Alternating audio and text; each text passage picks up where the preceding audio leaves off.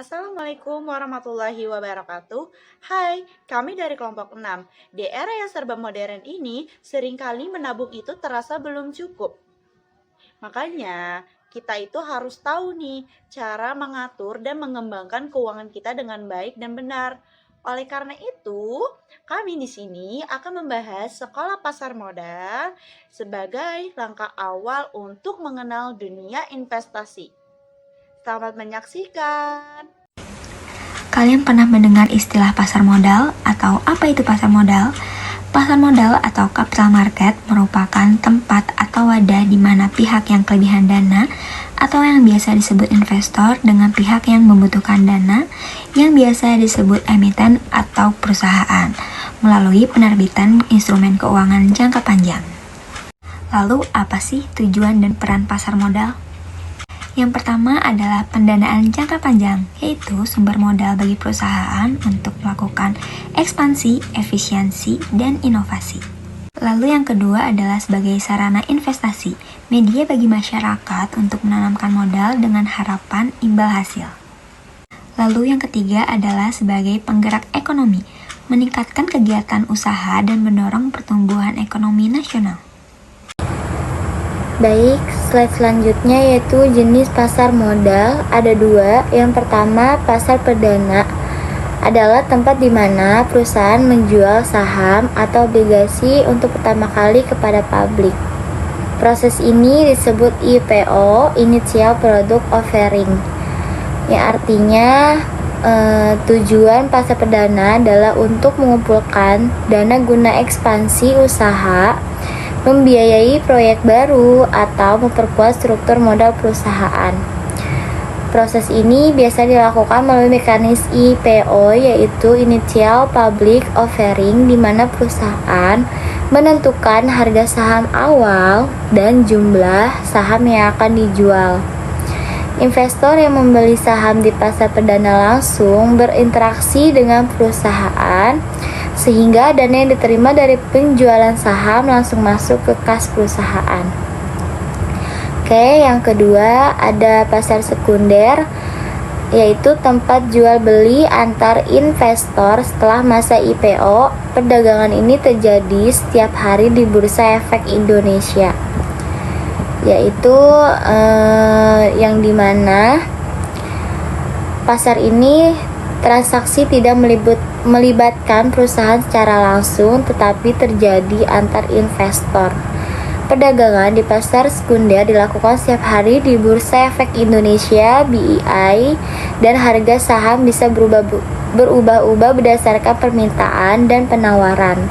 Pasar sekunder penting karena menyediakan likuiditas bagi investor, artinya investor dapat menjual saham atau obligasi mereka kapan saja untuk mendapatkan uang tunai. Dan pasar perdana dan pasar sekunder ini saling terkait erat. Pertama itu ada sumber dana awal dan likuiditas, yang dimana pasar perdana memberikan modal awal kepada perusahaan, sedangkan pasar sekunder memberikan likuiditas bagi investor. Dan yang kedua, penentuan harga saham, yang dimana harga saham yang ditentukan saat IPO di pasar perdana biasanya didukung oleh perkiraan permintaan pasar, sedangkan di pasar sekunder ini membantu menentukan harga pasar yang sebenarnya. Selanjutnya yaitu manfaat pasar modal bagi investor dan masyarakat. Untuk investor, yang pertama itu keuntungan dari selisih harga jual dan beli saham, yang artinya investor dapat membeli saham pada harga tertentu dan menjualnya ketika harga naik. Selisih antara harga beli dan harga jual inilah yang menjadi keuntungan modal. Dan yang kedua, memperoleh dividen dari laba perusahaan. Artinya, sebagai pemilik saham, investor berhak memperoleh bagian dari laba perusahaan dalam bentuk dividen. Dan yang ketiga, itu menyebar risiko investasi di berbagai sektor, yaitu pasar modal memungkinkan investor untuk membeli berbagai jenis saham atau obligasi dari sektor yang berbeda. Dan yang keempat atau yang terakhir itu ada hak untuk berpartisipasi dalam RUPS. Artinya, investor memiliki hak suara dalam keputusan penting perusahaan seperti pembagian dividen, perubahan anggaran dasar, atau pengangkatan direksi. Jadi, hal ini memberi investor pengaruh langsung terhadap kebijakan perusahaan.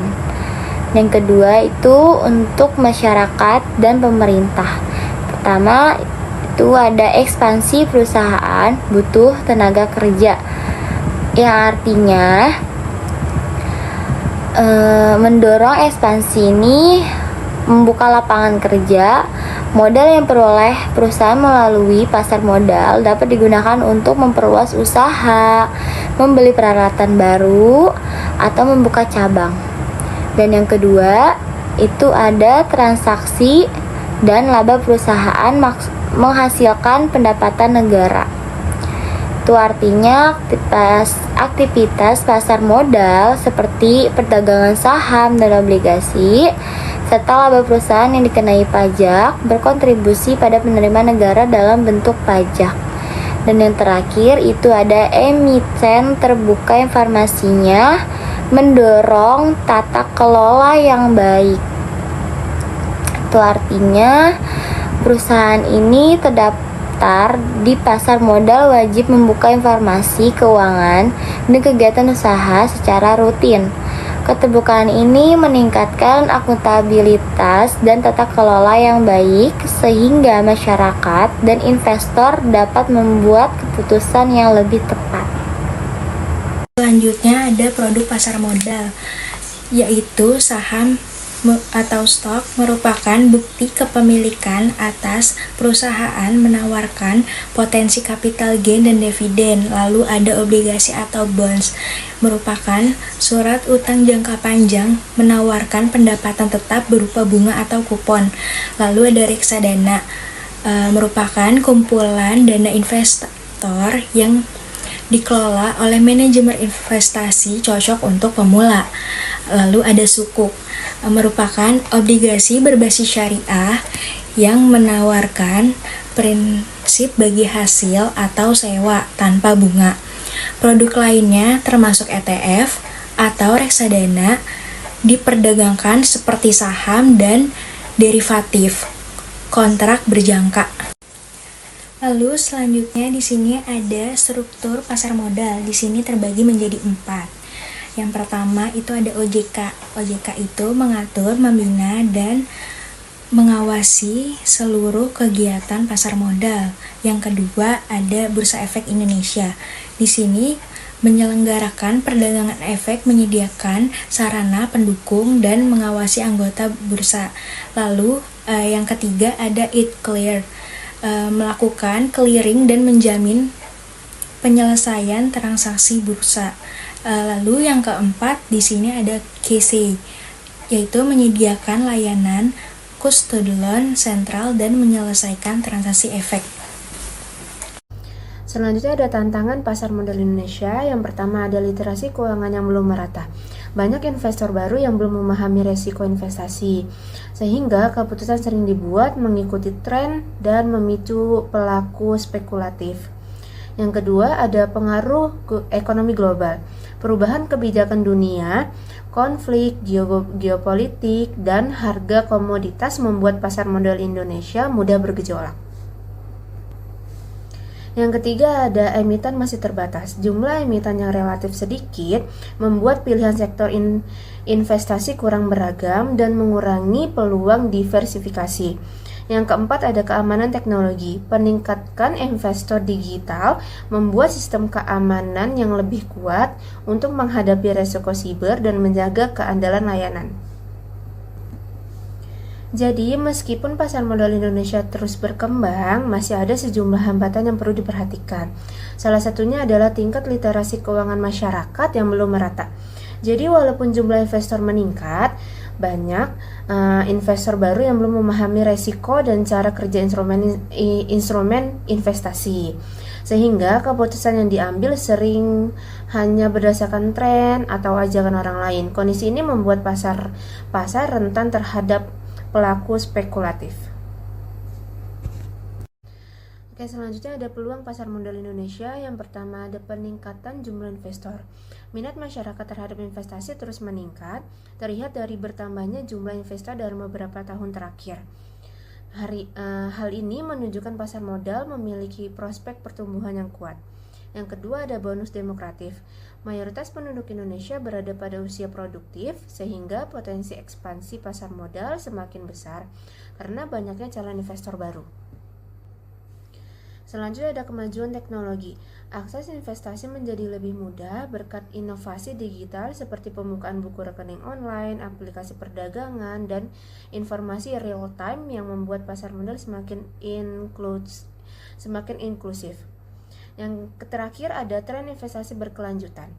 Meningkatnya perhatian terhadap investasi berbasis ESG mendorong perusahaan memperbaiki tata kelola dan membuat peluang lahirnya produk investasi baru. Jadi di balik tantangan yang ada, pasar modal Indonesia akhir-akhir ini memiliki peluang yang sangat besar. Karena dengan mudahnya teknologi sekarang, yang banyaknya aplikasi-aplikasi memudahkan para investor baru untuk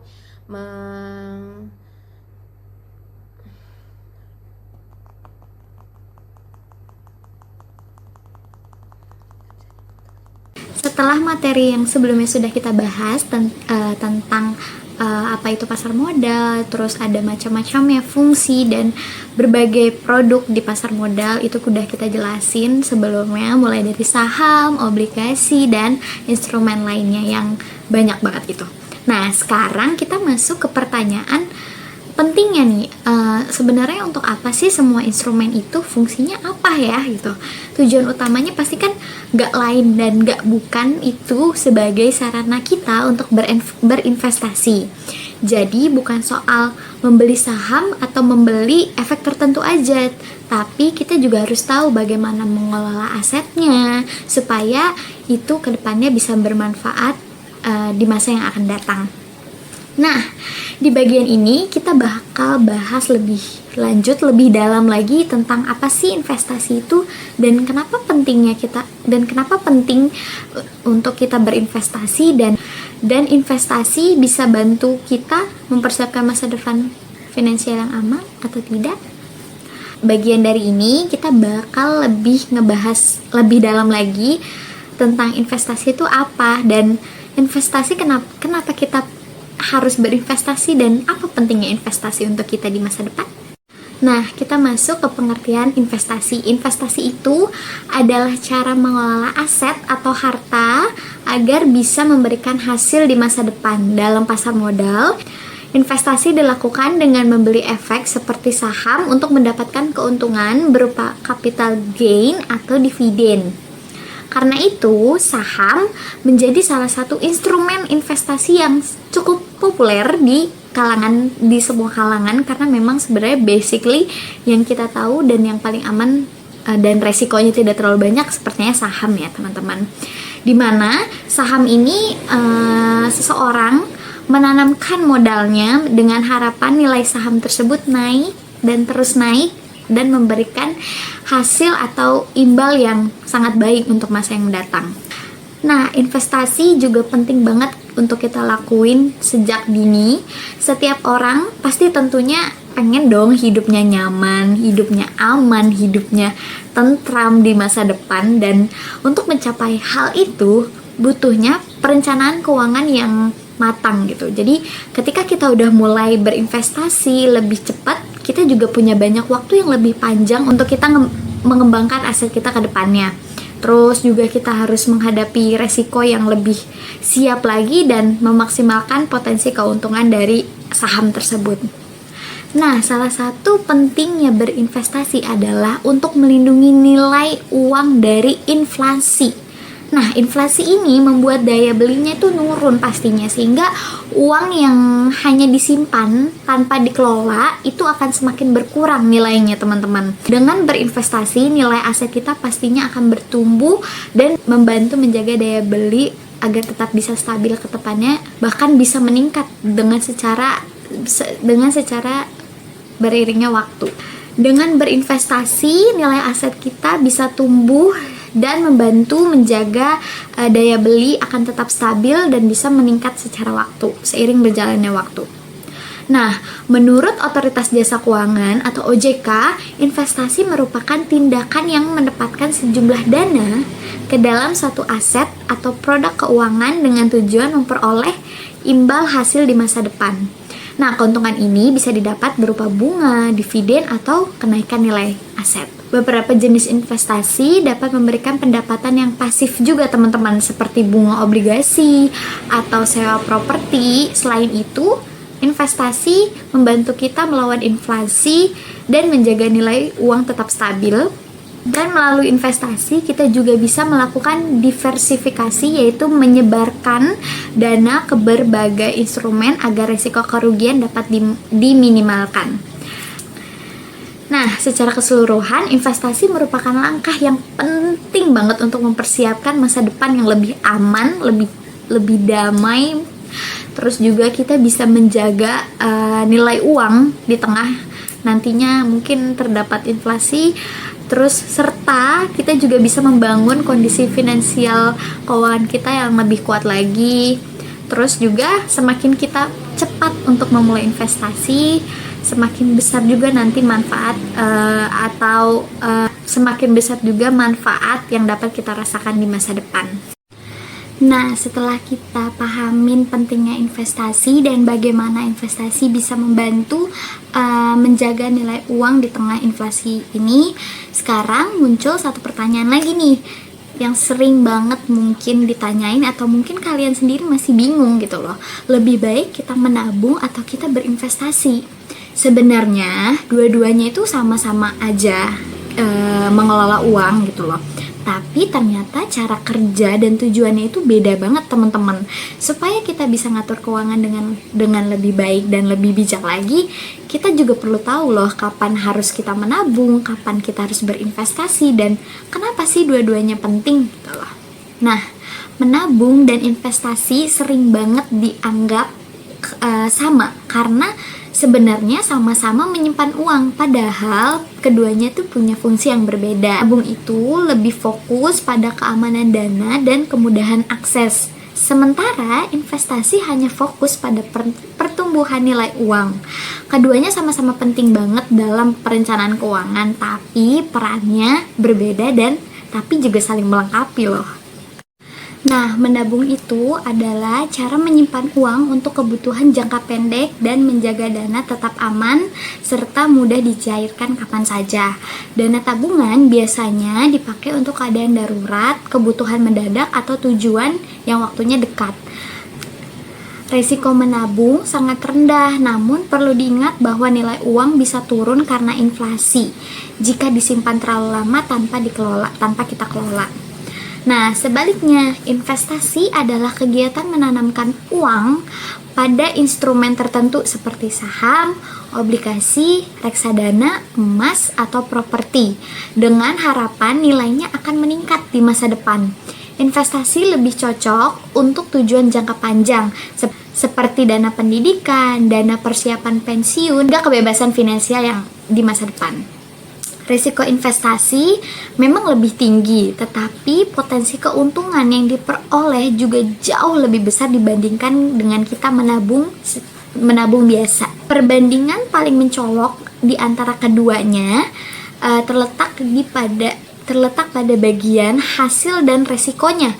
Menabung memang lebih aman, tetapi pertumbuhannya lebih lambat dibandingkan investasi dan juga bisa kalah dari inflasi. Sementara itu, investasi bisa memberikan pertumbuhan yang lebih besar, tetapi membutuhkan kesiapan mental, waktu untuk menghadapi naik nilai turunnya aset. Pada akhirnya, kita tidak perlu memilih salah satu. Menabung atau investasi juga sebenarnya saling melengkapi satu sama lain.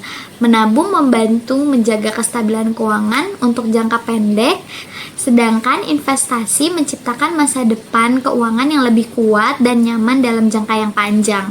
Dengan kombinasi yang tepat ini, kita bisa mencapai tujuan finansial kita dengan terarah dan aman.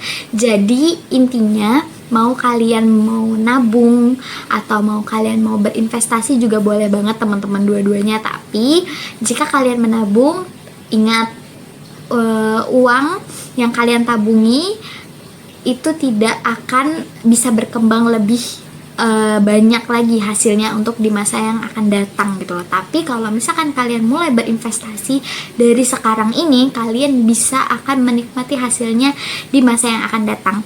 Memang resiko kita memilih investasi akan jauh lebih besar dibandingkan kita hanya menabung saja.